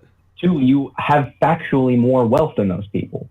When you have a large amount of disposable wealth, you can afford to lose wealth. 30%. Well, I don't know about that. I don't know actually about that. I think what we have today is a higher standard of living. I don't know if it's wealth. Yeah, it's not. I don't know if it's wealth. If it's like actual capital, I think the capital was very similar to the times. Capital it's just is all in perspective. Living. I would have to disagree with Michael. Well, I don't. And that's the thing. Taxes are part of cost of living, and when taxes are low, your cost of living is easier. Right. And also, you probably didn't have to pay mortgage and fucking like. And at the very least, not nearly as much, if that. Typically, you would just build a fucking house. And then you had to pay very large marriage taxes. Usually, you'd have to pay taxes on having children or taxes. Crop, the government would take. And the thing about taxes being low is in Rome, the government would take your shit, not your money. I mean, they still do that here. We're talking about two different things here, because what I'm talking about with this low tax is the golden age of the Roman Empire, when it was a great place to live. It was plenty bad. Socialist. It was plenty bad, especially near the end. I'm talking about during this wonderful period. That was when it was a great place. Well, one, I would have to disagree with you that it was golden, because it still was shitty. People were dying of sickness all over the place, and people were incredibly poor. Yes, that is true. Especially back in like the fucking. It was the best place to live in the world at the time, is my point. Having a Roman citizenship papers was the best thing you could get at that time. You wanted to be a Roman citizen if you could. True. No, you did. Like the Apostle Paul in the Bible, he was a citizen of Rome. He had those papers, and because he did, he was allowed to travel across the entire empire unhindered. You had these. There was benefits to be part of the empire. It was a great. There's benefits to be part of the United States. That doesn't mean that the United States has a legitimate reason for existing. It is still technically one of the best places to live. Yeah, but that wasn't my claim.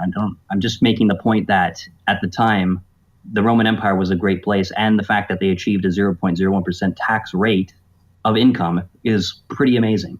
That's all. I don't know much about that number. I do think what the Romans did was remarkable. 1% sounds more accurate either way. It is remarkable that they managed to get numbers that low, but 0.1. There's 0.01. Where are you reading that?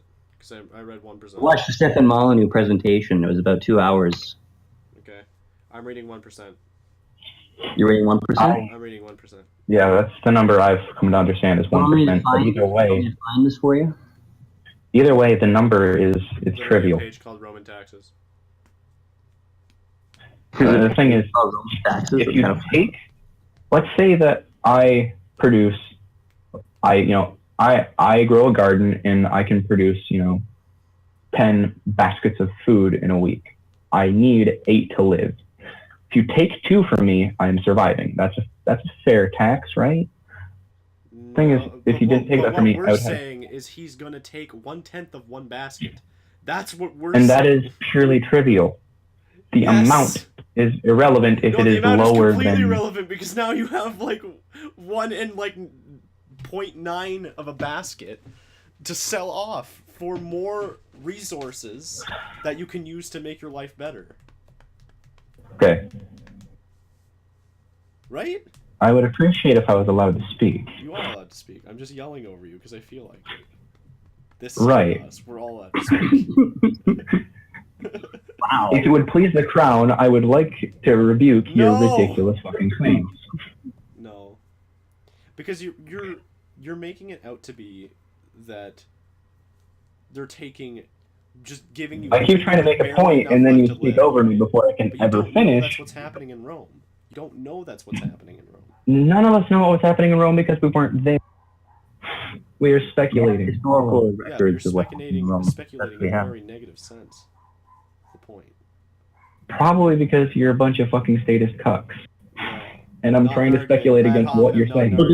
I still disagree with that assumption that we're statists. That we're statists? I don't believe it either. I would say by definition you literally are. But the thing about taxing people and what is a fair tax and all that stuff, you are always decreasing the productive value of a society by doing that. And we talk about how, like, well, you can still survive, you can still produce. Yes, of course you can. The government has no incentive to destroy its own people because otherwise then it starves. It has no subjects to live off of. A parasite doesn't want to kill you. It just wants to live off of you. When we're talking about the low taxes in Rome, parasites kill you then? It's unintentional. It's a secondary effect. Parasites, they want to live off of you, to reproduce, to infect more hosts. Killing you is secondary and accidental. Well, that's not true either, actually, because parasites vary in the animal kingdom quite a bit in what they do and achieve when they infect a host. Parasites want anything. But I understand. But that's whatever. I understand the point you're making. It's not really relevant. So when we're talking about the society of Rome and its low taxes, I'm not trying to deny that. But in talking about them being, an ideal society, you said earlier that anarchists should admire Roman society, and I would have to strongly disagree with you because fuck that, that's ridiculous. No, I don't think so. In comparing Romans to other societies, I would say that they were superior in many respects, but I would not say that they should be admired by anarchists. No, I don't think so either. Basically, what he meant to say, John, is would you rather live in like a society that was much more like modern day United States, or what Rome was in a modern era? I mean, I suppose I would rather live in Rome, but I wouldn't want to be in either because they both suck ass. But I suppose paying a lower tax, I'm going to choose a lower tax. I'm going to... As like a the thing is, though, as somebody who appreciates and loves capitalism, you would probably go to the one that's going to be the most beneficial for you, right? Well, right. But the thing is, it's not... That doesn't mean that I would appreciate the choice or that I would appreciate that country like it better. Taking my shit.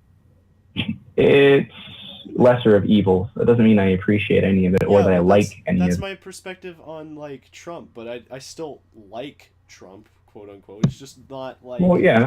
Right? That's the idea. The idea is not that, like, it's like, oh, well, I automatically dislike it because government. I dislike government. I dislike government as a general rule, but there are better and worse. And you can like something that is better without still liking it, right? Like, I can be like, oh, I prefer cauliflower to broccoli, and I don't really like either, but I like broccoli more. Or, like, I like broccoli more, you know what I mean? Actually, I like broccoli more than cauliflower, if I'm being honest. I totally see what you're saying, but in talking about the Romans and their low taxes, like, I was just trying to rebuke what he said about, anarchists should, admire that kind of system, and I would strongly... meant it, like, admire, like, oh, you should worship Rome, like, no, I don't think he meant it. Oh, I didn't think that's what he meant either, but like, in saying, like, you should respect their system or whatever, I would have to strongly disagree. Because it's what you see and what you don't see, Frederick Bastiat. If you break in windows to produce wealth for the glacier, you are taking wealth from whatever you destroyed, and you are getting rid of potential capital investments. So when we're talking about the 1% tax, that's incredibly low in consideration of taxes, but it's not low objectively, it's high objectively. It is taking 1/100th of a person's wealth. You are taking 1/100th of what a person produces. That is objectively higher than not stealing. So in terms of admiration, if you didn't take anything from those people, they could have produced a lot more and had enjoyed an even higher standard of living. Right. I don't agree with anarchism. So, I don't agree with open borders. You what? Kind of fundamentally, the problem is I don't agree with open borders in an anarchist society. That's suicidal. How so? Because if you just let anybody in without any checks or balances, you're going to let in tons of criminals that don't agree with your system, people that don't vote. If there's no voting, criminal if you have no law. There's no voting in anarchy. There's no voting, right? Yeah, but they could just. Well, what would you vote on? From the inside. Yeah, okay, so there's no voting. Then that's not an issue. In this perfect society that we're talking about, this perfect anarchist society. But there's still an issue of criminals coming, and how are you going to deal with all those criminals? You just going to shoot them all? Well, one, there's no such thing as a criminal in an anarchist society because there's no... What? If you're talking about people who are going to violate other people's consent, there is such a thing called resistance and self-defense. Right. And there will be cases when those people can't resist. They'll be overcome by the whatever. Let's say there's a group attack. That is true in any society, though. That is true of any society. There are going to be times when you cannot... So so this is my point, though, is what stops hordes of groups of people roaming around the country just taking what they want? Who's going to stop them? The people that are trying to defend what they already have. But you've allowed people that don't agree with your system to come in. They don't agree with your system of anarchy. Yeah, because it's not my moral right to stop them from coming here, but it is my moral right to defend what I... Yeah, I know, but your society falls apart, though, if you do that. It completely falls apart. Yes, you are making an assumption that we are talking about Russia against Serbia. No. You are making an assumption of scale, that there's going to be an influx that could not possibly be resisted by the minute anarchist society. Well, I do. I'm not going to make the assumptions about resistance. I'm going to make assumptions about influx, though. Yeah, absolutely, because it's already happening now, and clearly this society would be a great place to live. So yes, a lot of people are going to come in, and a lot are just be going to be embracing of anarchism, and that's where are these people going to go? Is my point. What are you going to do with all these people? Saying the capitalists left Venezuela. My point, if in my perfect anarchist society, I would just want the free market to be left alone. I don't. How do I say this? It's simply I just cannot envision a society without borders and border control in this world. I don't see that happening, and I don't see that working. I think multiculturalism works best when the cultures are a museum around the world. So talking about borders and anarchism and why anarchists, how they would survive without a border. How could they have borders? They have no rulers. Right. That's the thing. You can't have borders. You can have property lines. You can have a defense of your town. Those are just borders, though. So basically, we'll have a feudal kingdom set up across the land. Is that what you're telling me? Yeah. No. Because how are smaller communities, how are smaller houses going to defend themselves from people that just want to take from them? I feel like I've already expressed this earlier. I'm saying if in the society, if everyone agrees with something like a moral code or a contract, then this won't happen. But I'm saying the people that are coming in don't agree with that contract. That's the point. That's the point I'm making. And if the thing is, if a person tries to act as a government within an anarchist society, they would be resisted, right, by the society, right? So if you're talking about, like, say, somebody comes to, let's say the United States becomes a mass of anarchist societies, and somebody, a group of people comes to try to, instill Sharia law, they would be resisted by a massive amount of people. Well, Sharia law, and Islam is just government. And the thing about trying to form a government in an anarchist society is it's easy to rule subjects who agree with the idea of authoritarianism. How are you going to rule a subject who refuses to cooperate under any circumstance? That's how the Indians kicked out the British. If you refuse to cooperate under any circumstance, it's not going to be possible to rule you. And anarchism is about resistance at every... Where did the Indians do that? Because we're sitting on their land right now. I think they lost. You're thinking of Natives? Aboriginal Native Americans, not Indians. Okay, fair enough. That's the wrong side of the planet, Michael. Yeah. Still, though, India was a British colony regardless. And India is a country now. Yeah, I know. Because you can't rule subjects who won't agree with you. It's given back. And yeah, it was given. It wasn't taken by the Indians, it was given. No, I know that it was given back because the British couldn't get whatever. It's the Indians lost. That's all I'm saying. It's not really relevant. Whatever. Holy mackerel. The point is, talking about people coming to conquer an anarchist society, I'm sure that it is entirely possible that people would invade and win a war against anarchists. Mm-hmm. they would leave, though, because there's no reason really likely that to... people would invade and win. Well, what kind of war are we talking about? Are we talking about a conventional war? No, obviously not. An invasion. Not? An invasion. Invasion is possible, or unconventional war, or whatever. Anarchists are never going to go across the seas to start fucking up somebody else. It's not going to happen. I'm talking about defensive wars. I'm making an assumption that people probably would invade an anarchist. All right. So if anarchists are going to have open borders, are they going to have a lot of children? What do you mean? Are anarchists going to have a lot of children? Because there is IQ differences amongst races. So if people are coming in from the third world en masse because they're allowed to, and why not? There's resources to take, so they will come. What are anarchists going to do about that? Are they going to have a lot of kids to counteract that so that they can continue to have children that will have high intelligence so that they can be educated? So asking me what a collective of anarchists would do is difficult to speculate. But you said we need to be educated, though. We need to be educated. Yeah, absolutely. And so that's why I believe that it is totally probable that in an anarchist society there would be charitable education systems, and low IQ people would still be able to go to a school that is provided for by, goodwill and charity. Mm-hmm. A public school system. So we're doing that now, and it's failing miserably. We're doing that now, and it's failing miserably. Okay, see, that's the difference between government-provided public education and actually teaching people. Right. Massive difference. Right. Yeah, but people don't do that for free. I'll give that. Even people who don't. I would have to argue against that claim because people do not teach charities exist. Unless it's through friends. Khan Academy. What does that mean? Khan Academy is a free online school that is provided to all students, and it teaches in a plethora of subjects from elementary to college grades. Mm-hmm. Khan Academy is a fantastic example of a person going, man, it'd be really cool if school was free and was custom geared to the way people actually learn. Yeah. There's massive examples of this happening.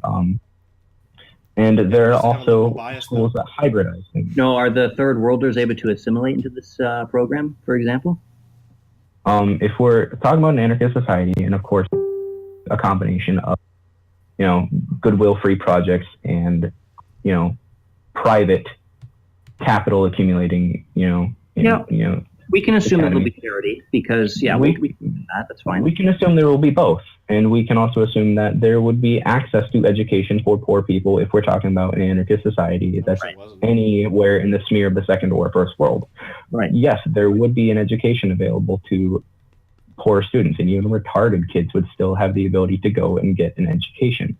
Right. They would lag behind, but there would still be accessibility.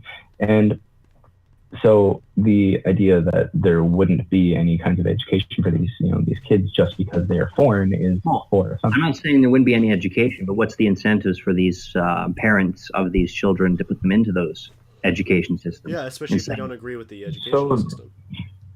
Okay, so if you're coming to a society, the religion as opposed to learning through school, then they're free to do that, and then they're going to deal with the consequence of that. That I, as an employer, am not going to hire somebody who is stupid, doesn't understand my language, doesn't understand my culture, doesn't understand economics. Well, yeah, but and has no qualifying criteria. So the idea is that they're going to set up their own businesses and their own kind of communities and their own ghettos. That's totally their right.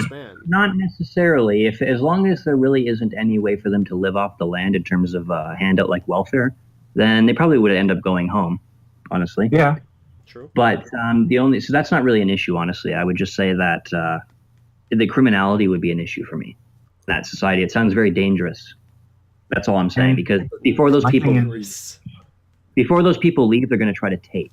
I'm dangerous, Mike. Fair, and like I said, they would be resisted, and they're resisting arrest. I know, but we're putting people into harm's way. But my point is we're kind of putting people into harm's way unnecessarily at that point. Also, I don't know what the counter is for this video, but I think we've gone. So all I'm really suggesting is that an anarchist society would be great for me.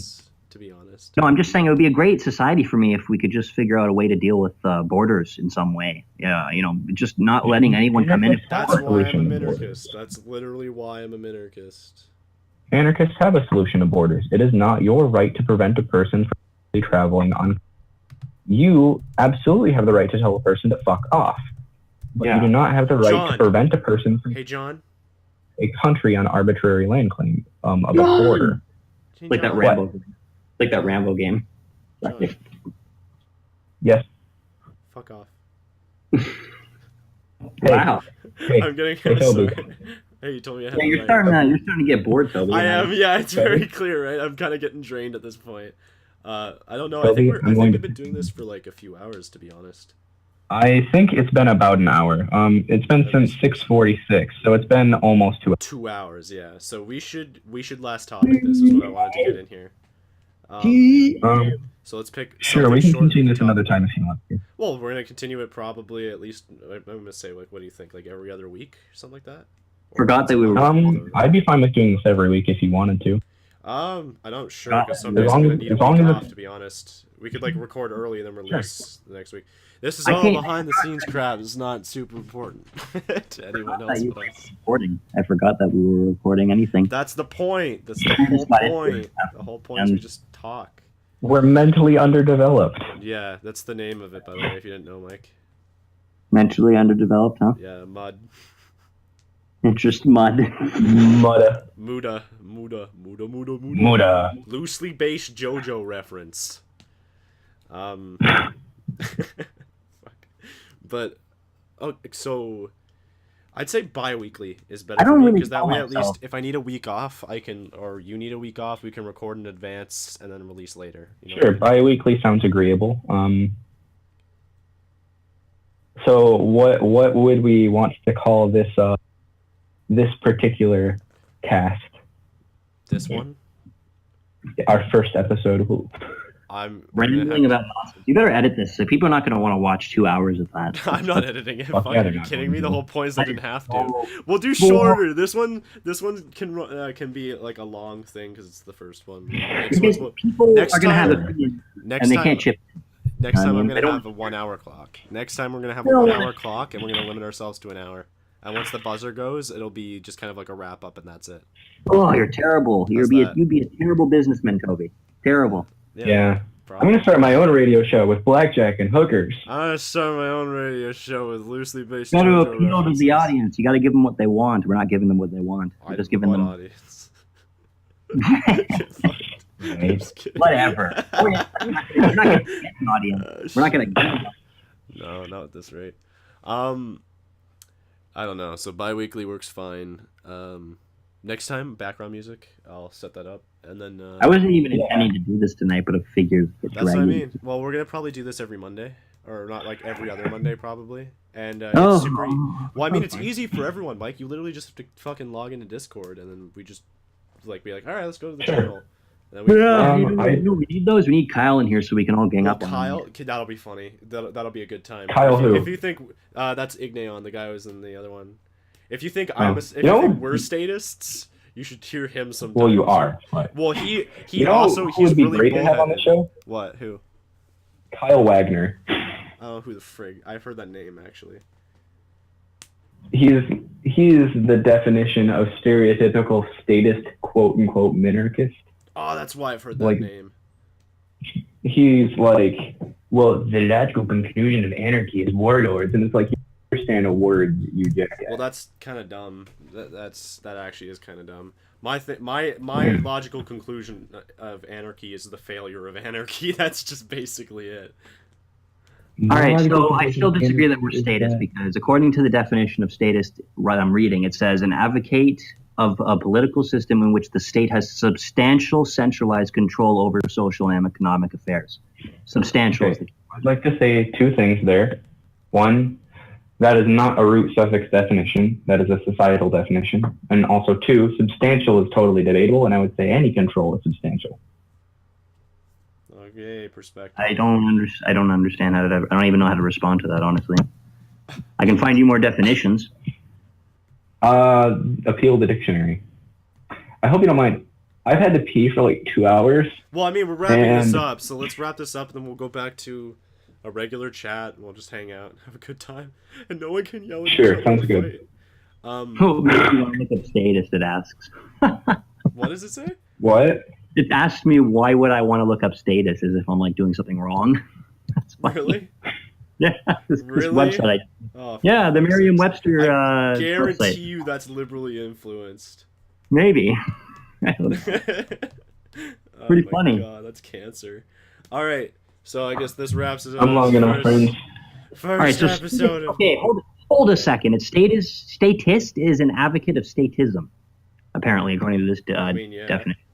Fuck those. I hate those types of Concentration of economic controls and planning in the hands of highly centralized government. So it's all about highly centralized, right? So this is why This is why I disagree, though, is because it's not statist. It's the state involved in a minarchist ideology. The state is involved. The state has a very defined role, but it's not statist. It's not statist, is my point. I disagree with that definition of statism because I'm going by a root and sub, not by a societal dictionary definition. I'm going by it is state. Where's your definition? Like I looked at Merriam-Webster dictionary. This is always Merriam-Webster. By the way, this is always what Michael's arguments break down to is the definition. Merriam-Webster is not a good dictionary. Okay? No, You're not a good dictionary. No, Toby, Your mom's not a good dictionary. Toby, he's making a good claim. He's making a good claim. He's making a claim about us being statists, our position. So I'm trying to find out where his definition is coming from. Did you just imply that none of my claims have ever been good? Because I hate you so much. Yeah. I hate you so much. All right. Yeah, Well, Justin Trudeau hates so you where too. would I go then for this definition you're using? I don't know where to go. Well, like I said, it's root and suffix. You look at the word state and the suffix ism. Yeah. So kind of like if you want to define racism, fuck Oxford Dictionary and Merriam-Webster, a bunch of circle-jerking cucks. Look at the word racism. So what you're So what you're trying to do by claiming we're statists is basically being very, very specific. Being a racist. You're being very that specific. You're like anti a race. Shouldn't What? being a statist mean you're anti a state? What? No, racism is not being against a race. Racism is the belief that race significantly separates people. Like for example, a quote unquote white nationalist is racist in the respect that they believe in the superiority of a particular race. They are racist. They're judging based on they have a belief in a particular race's superiority. It's not an anti-ideology, it's a pro-ideology. It's just that its manifestation tends to be negative. But statism is the belief or in the advocation thereof of this, of a state, the idea of. So a state is a person that advocates a state. I don't see this. I keep looking at it. It keeps talking about statism as a belief in the state in terms of power. You're talking about a state with power. You're just talking about a smaller one. Mm-hmm. Statism is the avocation of centralized power, highly centralized. That's statism. I say that this is probably pretty boring, guys, and we should have this argument. Yeah. Of it. So let's finish up. I'm logging off because I need to do self-maintenance things. What? You'll come back though. Yeah, I'll come back to the chat. Forever. Yeah. All right. Ciao, M.U.D.A.Radio. You tell me, look, it says, I looked at the ist suffix. Oh my God! Did you leave it?